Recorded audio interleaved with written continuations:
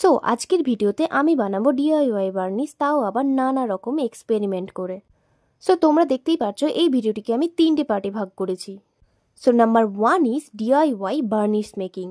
আমার শর্ট ভিডিওতে আমি আগেই বলেছি ডিআইওয়াই বার্নিশ বানানোর জন্য বেশি কিছুই করতে হবে না, সামান্য একটু জল এবং ফেব্রিক গ্লু নিয়ে সেটাকে ভালো করে মিক্সড করে নিলেই রেডি আমাদের ডিআইওয়াই বার্নিশ। অবশ্যই মনে রাখবে ফেব্রিক গ্লু ইউজ করবে, অন্য কোনো গ্লু কিন্তু না।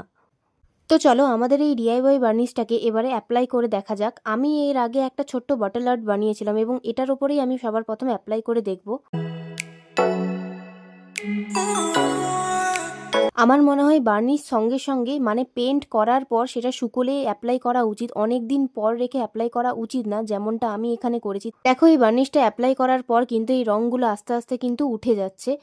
আর এই বটল আর্টটা আমি কিন্তু অ্যাক্রিলিক কালার দিয়ে করেছিলাম।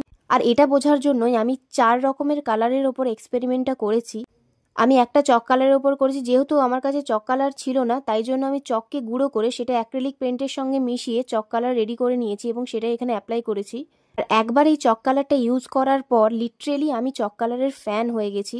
আমার এই চক কালারের অ্যাপ্লাইংটা দেখে তোমরা বুঝতেই পারবে কতটা গাঢ় হচ্ছে এবং কতটা ভালো ফুটে উঠছে এই কালারটা। নেক্সট আমি সিম্পল অ্যাক্রিলিক কালারের দিয়ে পেন্ট করেছি, যেটা সবুজ পেন্টিংটা। আরেকটা পার্টে আমি ফেভিকল আর একটু অ্যাক্রিলিক কালার মিশিয়ে সেটাকে পেন্ট করেছি। এবং এই ইয়েলো কালারের যে পার্টটা তাতে আমি একটু ফেব্রিক গ্লু এবং অ্যাক্রিলিক কালার মিশিয়ে পেন্ট করেছি। সো যখন এই 4টে কালার শুকিয়ে যাবে তখন আমি আমার এই ডিআইওয়াই বার্নিশটা অ্যাপ্লাই করে দেখব। বাট ডিআইওয়াই বার্নিশ অ্যাপ্লাই করার আগে আমি আপনাদের ওয়াটারপ্রুফ টেস্ট করেও দেখাবো। ওয়াটারপ্রুফ টেস্ট করতে এখানে দেখতেই পাচ্ছেন যে যেটা আমি চক পেন্ট করেছিলাম সেটা কিন্তু একদম ওয়াটারপ্রুফ হয়েছে, অ্যাক্রিলিক কালারটাও ওয়াটারপ্রুফ হয়েছে এবং যেটা ফেব্রিক গ্লু দিয়ে আমি যেই কালারটা তৈরি করেছিলাম সেটাও কিন্তু ওয়াটারপ্রুফ হয়েছে। কিন্তু শুধুমাত্র ফেভিকল এবং অ্যাক্রিলিক কালার মিশিয়ে আমি যে কালারটা তৈরি করেছিলাম সেটাতেই কালার উঠছে। এই চক পেন্টের কালারটাকে আমি যতই ঘষি না কেন একটুও কিন্তু কালার উঠেনি।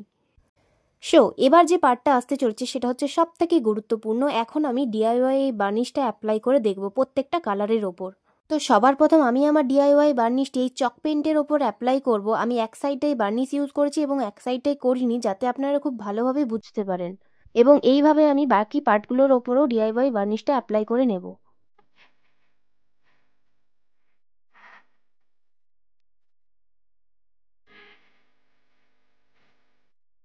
সো এটা শুকিয়ে যাওয়ার পর আপনারা দেখতেই পাচ্ছেন যে এই যে চক পেনটার ওপর আমি ডিআইওয়াই বার্নিশটা অ্যাপ্লাই করছি তাতে কিন্তু খুব ভালোভাবে বোঝা যাচ্ছে চক পেন যেহেতু খুব গ্লো করে না বা খুব গ্লসি হয় না, সেই জন্য যে পার্টটায় আমি বার্নিশ ইউজ করছি সেই পার্টটা দেখুন চকচক করছে এবং যে পার্টটা ইউজ করিনি সেটা কিন্তু এমনি নর্মাল আছে।